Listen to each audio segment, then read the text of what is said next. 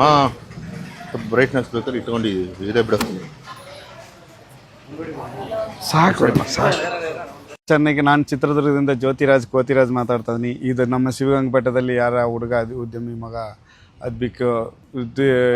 ಅದ್ವೈಕ miss ಆಗಿದ್ದಾರೆ ಅಂತ ನನಗೆ ನ್ಯೂಸ್ ಬರುತ್ತೆ. ಇವ್ರು ಬಿದ್ದು ಅಲ್ಲೇ 4-5 ದಿವಸ 7ನೇ ತಾರೀಕು ಇರೋದಂಥ ನ್ಯೂಸು ನನಗೆ ನಿನ್ನೆ ಫೋನ್ ಬಂದಿತ್ತು.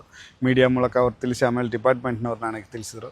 ನಾನು ತಿಳಿಸಿದ ಮಟ್ಟಿಗೆ ನಾನೇ ಒಂದು ಬಾಡಿಗೆ ಕಾರ್ಡ್ ತೊಗೊಂಡು ಹೊರಟು ಬರ್ತಾಯಿದ್ದೀನಿ. ನನ್ನ ಹತ್ರ ಪ್ರವೀಣ್ CM ಅಂತ ಒಂದು 300 ಮೀಟ್ರ್ ರೋಪ್ ಕೊಡ್ಸಾನೆ. ಅವ್ರು ಇಂಟರ್ನ್ಯಾಷನಲ್ ಕ್ಲೈಂಬರು.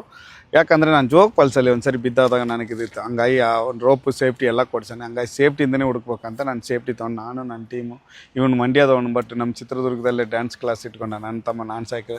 ಇವನು ಆಕಾಶ್, ಇವನು ಒಳ್ಳೆ ಯೂಟ್ಯೂಬರು. ಬಟ್ ನನ್ನ ಅಲಿಯಾನೆ ಇವನು ಕೂಡ ಒಳ್ಳೆ ಕ್ಲೈಂಬರು. ಇವನು ನಮ್ಮ ಮಾವ, ಇದು ನನ್ನ ತಮ್ಮ, ಅವನು ನ್ಯಾಷನಲ್ ಕ್ಲೈಂಬರ್. ಎಲ್ಲರೂ ನಾವೆಲ್ಲ ಟೀಮ್ ಅವಾಗವಾಗ ಹೋಗ್ತಾನೆ ಇರ್ತೀವಿ. ಎಂಥದ್ದಾದರೂ ಎಂಥ ಜೋಗ್ ಫಾಲ್ಸು ದೂದ್ ಸಾಗರು ಎಲ್ಲೆಲ್ಲೋ ಹೋಗಿ ತೆಗ್ದು ಶಿವಗಂಗೆ ಬೆಟ್ಟಕ್ಕೆ ಮೊದಲನೇ ಸರಿ ಬರ್ತಾಯಿದ್ದೀನಿ. ಆದರೂ ನನಗೆ 22-23 ಮದುವೆ ಇರೋದ್ರಿಂದ ನನ್ನ ಕೈಯಲ್ಲಿ ಆದಷ್ಟು ಮನೆಯಾಗೆಲ್ಲ ಸಪೋರ್ಟ್ ಮಾಡ್ತಾರೆ. ಬಟ್ ಮದುವೆ ಇರೋದ್ರಿಂದ ಬೇಡ ಅಂದರು. ಆದರೂ ನಾನು ಮನಸ್ಸು ತಡಿಲಿಲ್ಲ. ನಮ್ಮ ಕೈಲಿ ಆಯಸಹಾಯ, ನಮ್ಮ ಕರ್ನಾಟಕಕ್ಕೆ ನನ್ನ ಕೈಲಿ ಆಯಸಹಾಯ ನಾನು ಮಾಡಬೇಕು. ಹಂಗಾಗಿ ಎಲ್ಲದನ್ನು ಮೂಳೆಗಿಟ್ಟು ಮದುವೆ ಪತ್ರಿಕೆ ಎಲ್ಲ ಮನೆಯಲ್ಲಿಟ್ಟು ತೊಗೊಂಡು ಈಗ ರೋಪ್ ಗೀಪೆಲ್ಲ ತೊಗೊಂಡು ಶಿವಗಂಗೆ ಬೆಟ್ಟಕ್ಕೆ ಹೋಗ್ತಾ ಇದ್ದೀನಿ. ಬಂದು ನಿಂತಿದ್ದೀನಿ ಬೆಟ್ಟಾಗಿ. ಈಗ ಮೇಲೆ ಹೋಗಿ ರೋಪ್ ಕಟ್ಕೊಂಡು ಹುಡುಕಿ ನನ್ನ ಕೈಲಿ ಆದಷ್ಟು ಪ್ರಾಣ ಒತ್ತೆ ಇಟ್ಟಾರೋ ನನ್ನ ಕೈಲಿ ಅವ್ನು ಇದ್ದರು ಬದುಕಿದ್ರೆ ಖುಷಿ ಪಡ್ತೀನಿ. ಬಾಡಿ ಹೆಂಗಾರ ಮಾಡಿ ಅವನ್ನ ಕಂಡಿಡ್ದು ಕೊಡಬೇಕು ಅನ್ನೋ ಪ್ರಯತ್ನ ನಾನು ಮಾಡ್ತೀನಿ. ಈಗ ಸಮುದ್ರ ಮಟ್ಟಕ್ಕಿಂತ 4800 5000 ಇಲ್ಲ, ನನಗೆ ಹೈಟೆಲ್ಲ ಲೆಕ್ಕಕ್ಕಿಲ್ಲ. ನಾನು ಹಿಮಾಲಯ ಪರ್ವತ ಕೂಡ ಸುತ್ತರಿದ್ರೂ ಹಂಗಾಗಿ ನನಗೆ ಹೈಟೆಲ್ಲ ಲೆಕ್ಕಕ್ಕಿಲ್ಲ. ನಾನು ಜೋಗ್ ಫಾಲ್ಸು ದೂಸಾಗರು ಎಲ್ಲದನ್ನು ತುಂಬ ದೊಡ್ಡದಾಗಿ ತಿಳಿದ್ರು. ಹೈಟ್ ಲೆಕ್ಕಕ್ಕಿಲ್ಲ. ನನಗೆ ಆ ಸೇವೆ ಅಷ್ಟೇ ಇಂಪಾರ್ಟೆಂಟ್.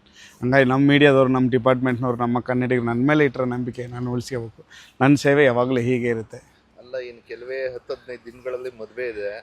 ಮದುವೆ ಇಟ್ಕೊಂಡು ಇನ್ನೂ 9 ದಿನ ಇದೆ ಮದುವೆ. ಈ ರೀತಿ ಮದುವೆ ಇಟ್ಕೊಂಡು ಈ ರೀತಿ ಸಾಹಸ ಕೈ ಹಾಕೋದು ಅಂತ. ಮದುವೆ ಇಟ್ಕೊಂಡು ನಮ್ಮ ಅಣ್ಣ ತಮ್ಮ ಯಾರು ಒಬ್ರು ಮಿಸ್ ಆದರೆ ನಾವು ಹುಡುಕದೇ ಇರ್ತೀವ. ಅವರು ನಮ್ಮ ಅಣ್ಣ ತಮ್ಮ ಅಂದ್ಕೊಂಡೇ ಹುಡುಕ್ತೀನಿ. ಮದುವೆ ಇನ್ನೂ 9 ದಿವಸ ಆಯ್ತು, ನೋಡೋಣ. ಎಲ್ಲರೂ ಆಶೀರ್ವಾದ ಮಾಡಿ. ನೀವು 5 ಜನ ತಂಡ ಬಂದಿದ್ದೀವಿ. ನೇತೃತ್ವ ವಹಿಸಿದ್ದೀವಿ. ಹೌದು, ಎಲ್ಲರೂ ದುಡ್ಕೊಂಡು ಎಲ್ಲ ಸೇಫ್ಟಿ ಇದೆ, ಏನೂ ತೊಂದರೆ ಇಲ್ಲ. ಎಲ್ಲರೂ ಸೇಫ್ಟಿ ಇದೀವಿ. ಎಲ್ಲರೂ ಆಶೀರ್ವಾದ ಮಾಡಿ, ಮದುವೆಗೂ ಆಶೀರ್ವಾದ ಮಾಡಿ.